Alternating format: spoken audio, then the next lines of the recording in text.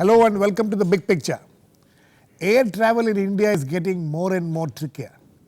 What in the last few years had been within the reach of even the lower middle class is increasingly going beyond their reach. Booking tickets for the same day or even the next day has become a hugely costly exercise. Now with the unbundling of services announced by the airlines, it is going to get more costlier. Almost every service is going to be charged extra. While the luggage limit has come down, how much all this will help the bottom line of the airlines is a matter of conjecture. There is also issues of the role of the DGCA in regulating the fares and the transparency of the airline operators in deciding the fare structure. Cartelization is another issue which it is said has led to passenger fare increases. Travel operators also have a problem with airlines as they complain about commission not being adequate. We will discuss all this today with a panel of experts.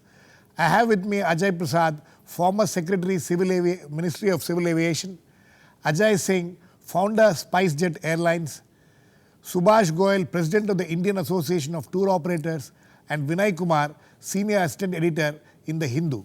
Welcome to all of you. Mr. Ajay Prasad, do you see this whole unbundling of services and the way the passenger fare structure has been in the last few months? Do you see this as a justifiable act, or is this a backroom way in which you increase your fares?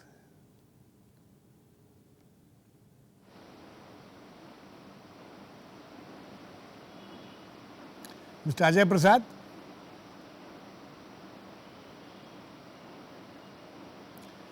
Okay, I think there's a problem with the audio there. Let me go to Vinay. Vinay,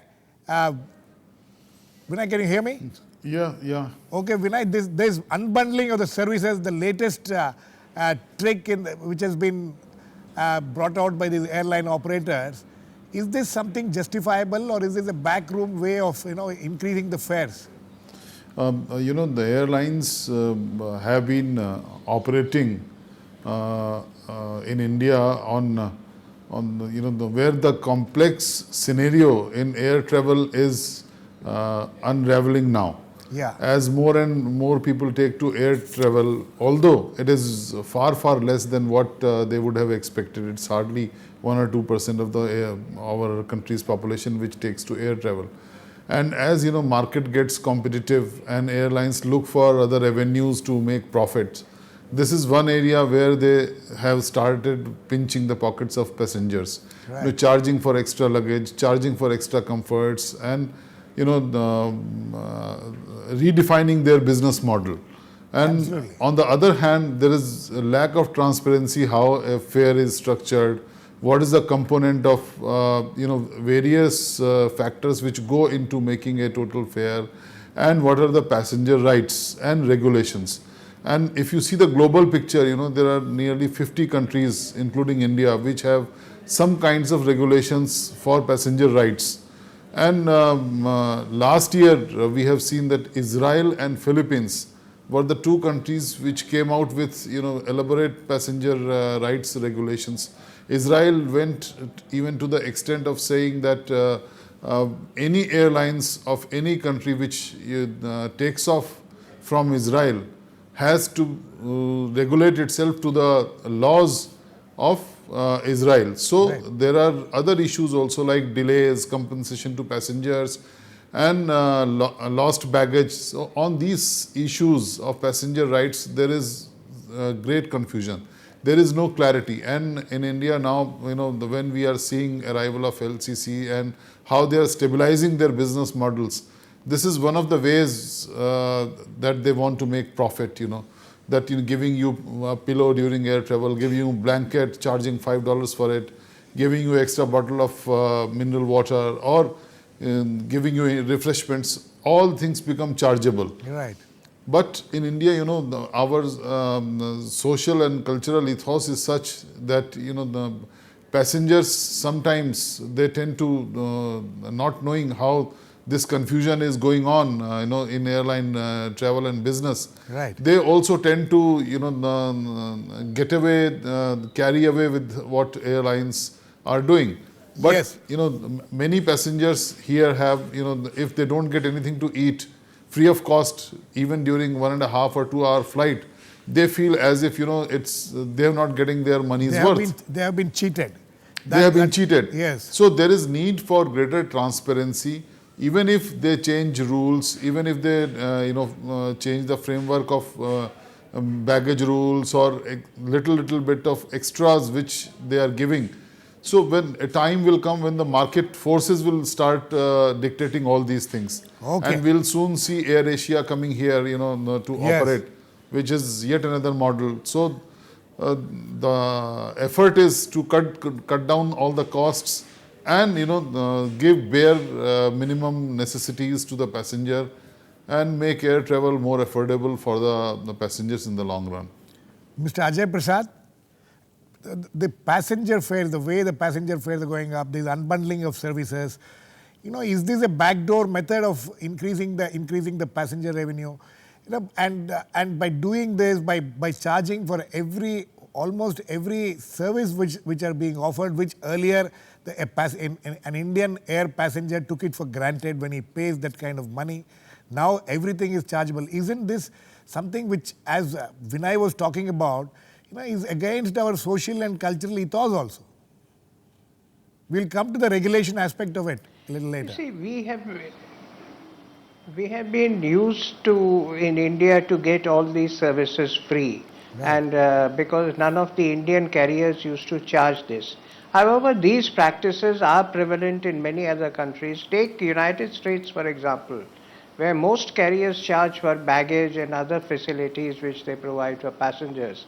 And there the people have been paying this for a long time. Here now what the environment today is that airlines are working on very thin margins, and to recover their costs, etc., this is one way of they are doing it. But again, this, as I said, will be determined again by market forces. I mean, how much each airline would be able to charge without losing its passenger traffic. This is only a time will tell. Mr.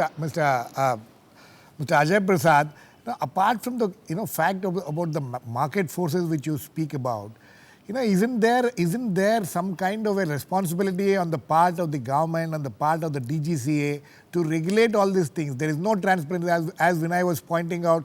There's hardly any transparency in these things. And how is the passenger fare structure decided? There is no transparency in that. If I have to buy an air ticket for tomorrow, I have to pay some 35,000, 25,000. If I book for a week later, I pay for. I mean, how do you justify this kind of absolute what on the from the outside looks like complete ad hocism? You see, on one hand, people say that you let market forces prevail, and there should be minimum regulation from the part of the government. I mean, government is not in the business of fixing airfares, etc. Not at all, and this is left for various companies to take their own decisions. However, the government can intervene if it finds that some very predatory or unfair kind of pricing structures are being done. I entirely agree that it should be transparent. Passengers should understand what they are paying for. But it is, I think, all over the world, again, if I may say so, it's a very opaque kind of a business. Even people who have been traveling for years don't really understand how a fare is determined between 2 points. And certainly it differs from day to day, and time of flight, etc. The fare structures will change. That's how the market operates. Unfortunately, that's how market operates. Let me go to Ajay Singh. Ajay Singh, Mr. Ajay Singh, are you there? Mr. Ajay Singh, the charge against the airline operators. Yes, I'm there. That the system is pretty opaque. Nobody understands, and now this unbundling of services, which an Indian passenger not used to this kind of not used to these kind of things will feel cheated. There's bound to be a lot of problems with that. There'll be a lot of bad blood happening. Don't you see that just blindly following what the Western model is, it doesn't fit into the Indian scheme of things.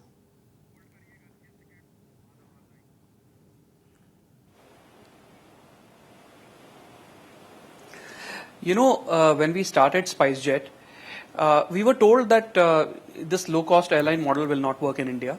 If you try to charge for food or if you try to charge for water, that just will not work because it doesn't fit into our social and cultural ethos. If you ask people to go to the internet to try and book a ticket, that will just not work because people were used to going to agents to book tickets or to an airline office. I can tell you all this is completely untrue. The low-cost airlines in India have shown between Spicejet and Indigo and Goyal, which now control more than 80% of India's aviation market. The Indian people want to go from one place to the other, reach there on time, go in a nice clean plane and go in a safe plane. And if you tell them upfront that when you board my plane, you will be charged for the food that you eat, they will happily exercise that choice and decide whether they want to eat or they don't want to eat. Just like that, if today the airline tells them upfront that, look, if you want a better seat, you have to pay me for it, then it is a choice that the passenger exerts or exercises when he decides whether he wants a better seat or he doesn't want a better seat. This model works extensively throughout the world.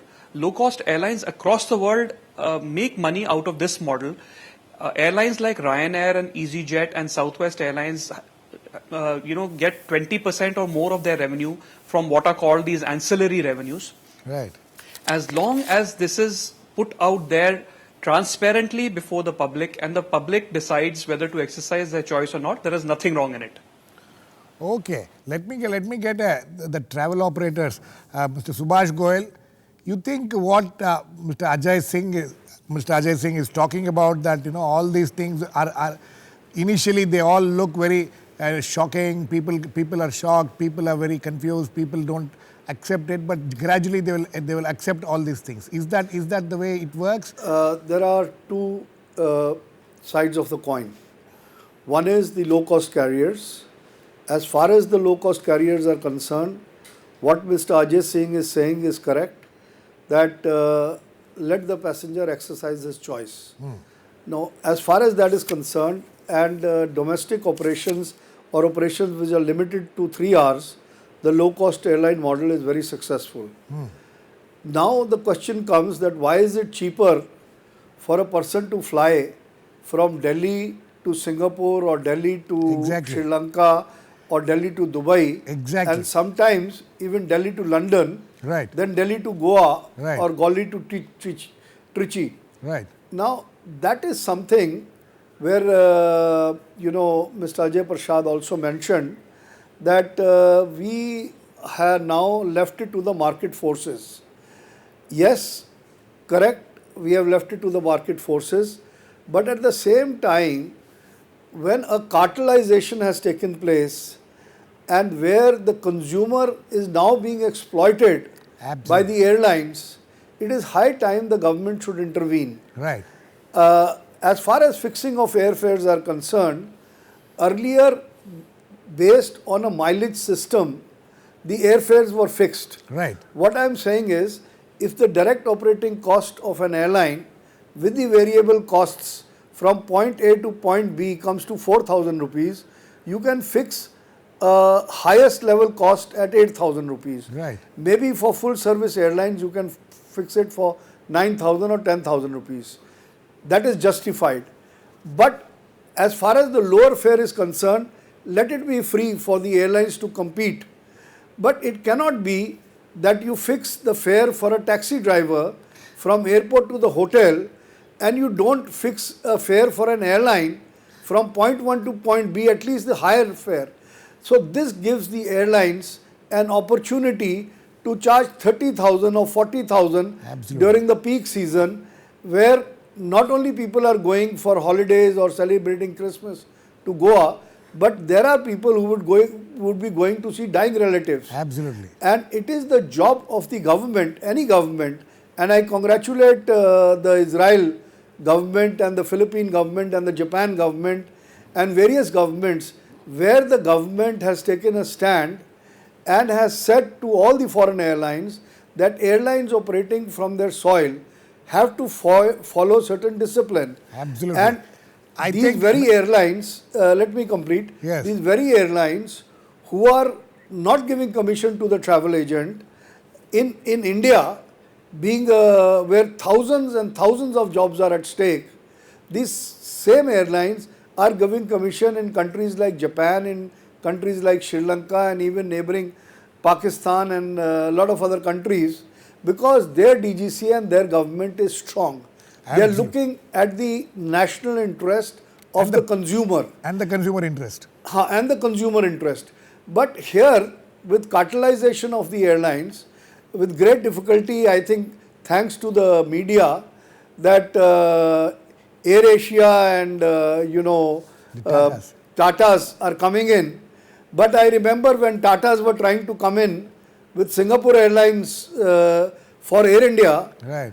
these very lobbies of some of the airlines created a situation that they were not allowed to come in. Yes, yes. So I am keeping my fingers crossed, and I hope that there are no snags for Tata SIA to Tata AirAsia to come in, because once they come in, then there will be a rationalization of fares. Hopefully. Right now, Yes. right now a cartelization has taken place. Okay. And unfortunately, Air India has also become a part of the cartel.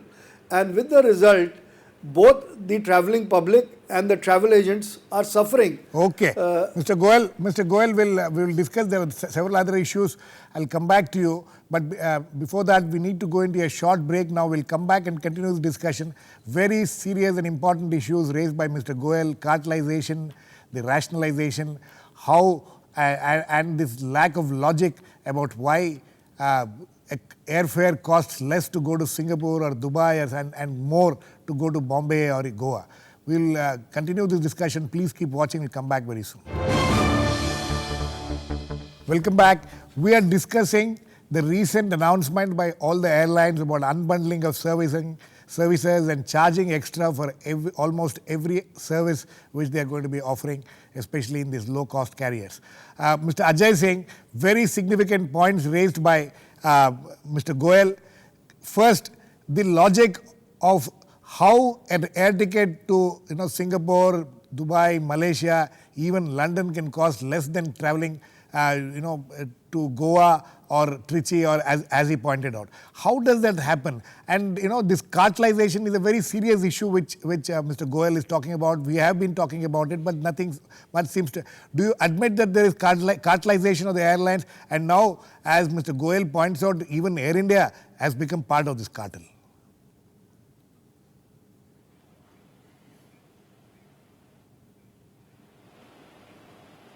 Look, if there was this kind of cartelization and the fares were as rapacious as is made out to be, all the airlines in India would be making tons of money. Unfortunately, the situation is that today the Indian aviation industry collectively loses $2 billion a year. It's one of the most loss-making industries anywhere in the world.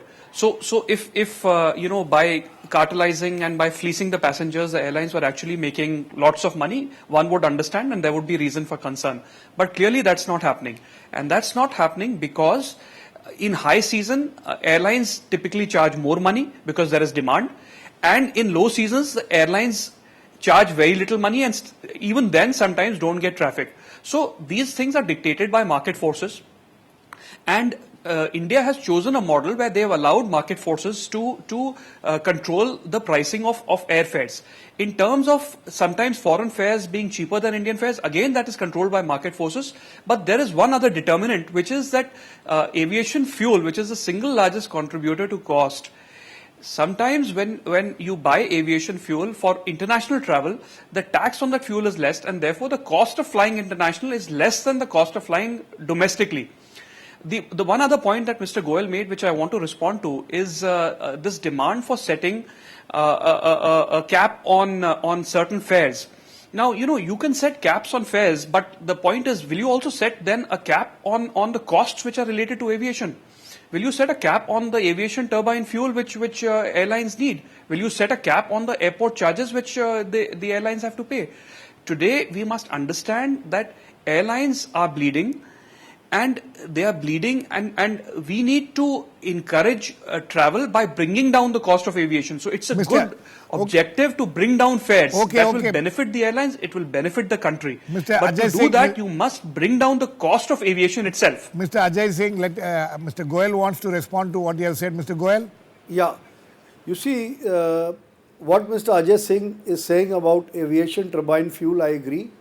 And as president of the tourism industry, we are taking up this issue. We have taken up several times, and it was our convention where in Andhra Pradesh, when Chandrababu Naidu was there, we got aviation turbine fuel in that state reduced to 4%. But having said that, you see, the greatest tragedy is that this country doesn't have an aviation policy, which is a long-term aviation policy. Now, as far as fuel costs are concerned, I must compliment the present Civil Aviation Minister, because he has allowed foreign airlines to, buy fuel directly. And Southwest Airline makes very good money because they are able to hedge fuel costs. Mr.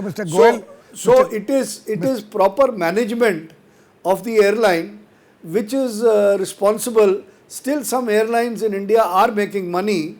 How they are managing is something which the other carriers which are not making money should study. Mr. Goyal, let me get Mr. Ajay Prasad in on this. Mr. Ajay Prasad, civil aviation policy, a long-term civil aviation policy is what is lacking, and also the will of the government or the DGCA to put its foot down where it has to put in the interest of the consumers.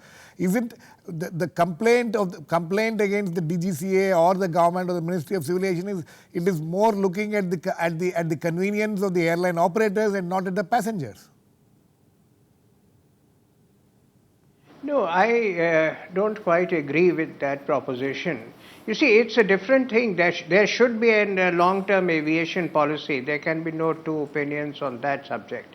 However, to say that the government has to fix all the tariffs and fares... No, Mr. Prasad. Sorry, Mr. Prasad. Then Mr. Prasad. Let me complete what I was saying. Mr. Prasad. Please tell, before you continue further, why has there been no long-term civil aviation policy in this country? What has been the problem in coming up with a proper long-term civil aviation policy? This is something that has been in the offing for a long time, and I regret to say that a policy framework document has not yet been prepared. A number of attempts had been made in the past to have a long-term policy, but then various events have overtaken it from time to time. But to come back to the point that I was trying to make, if you wanted government to regulate all the fares of all airlines, then where was the rationale in allowing private airlines to come? You could go back to the situation where there was one Indian Airlines and be happy with that, and the government would fix all the tariffs. Then where is the need to allow half a dozen companies to fly? Either you decide on a free market or you live in a regulated market. You can't have it both ways. Vinay, you can't have it both ways. You can't have a regulated thing. What Mr. Ajay Prasad is saying. Do you agree with that? Or do you think that at some point there needs to be some kind of a checks and balance from some side? For any policy to succeed, there has to be a system of checks and balances. But I agree with Mr. Ajay Prasad when he says that you can't have it, you can't have it your cake and eat it too. Because till 1993, when it was a very tightly controlled sector where we did not have any private airlines, then we saw liberalized policy bringing in more carriers and the dynamics of the market changed. So when you have such a dynamic market which is changing with each passing day, it's very difficult to have a very hard cast iron policy to regulate this sector.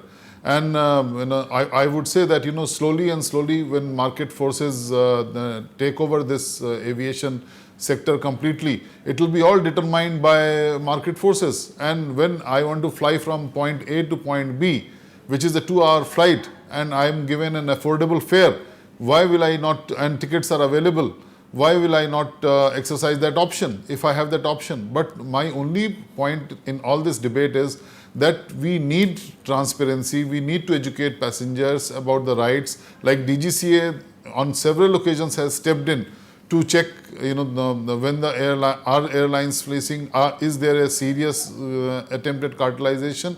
DGCA has stepped in and has regulated some of these things, but there cannot be a very hard cast iron rules for these. And if I want to carry just hand baggage and fly from Delhi to Mumbai and pay less, I am happy with that. I don't want to waste 17 hours in a super fast train going to the one from one metropolitan city to another metropolitan city. Okay, So slowly all these factors will seep in and the aviation sector will grow as dictated by these factors. Okay, Mr. Ajay Singh, repeatedly we have been discussing here in this short program also about the cartelization. You think that there is no cartelization at all? And all that which has been happening has happened naturally because of market forces which have been operating, and there has been no cartelization at all?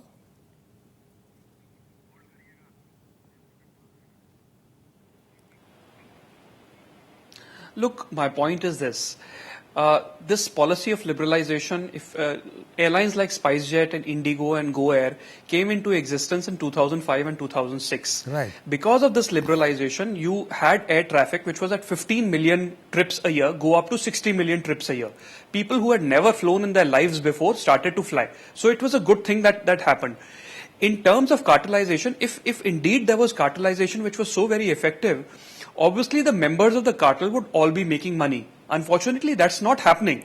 So today there is a situation where we do need a long-term aviation policy. Mr. Goyal is absolutely correct, Mr. Singh, as is Mr. Ajay Prasad. No, Mr. Singh, you need a long-term aviation policy. Today, if you want to increase aviation in this country, you need to get billions of dollars of investment, and that will not happen without a policy.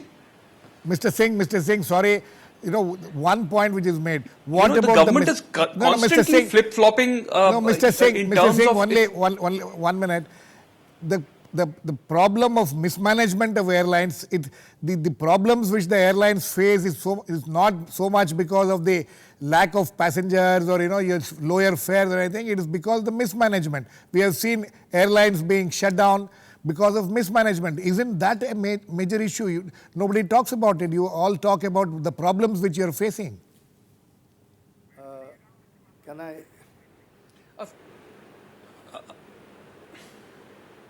Of course, it's an issue, definitely. But let me just say that it's not every airline which is mismanaged. We started an airline called Spicejet. Everybody recognizes that it was extremely well managed. At the same time, there are airlines like Indigo, which we feel are well managed.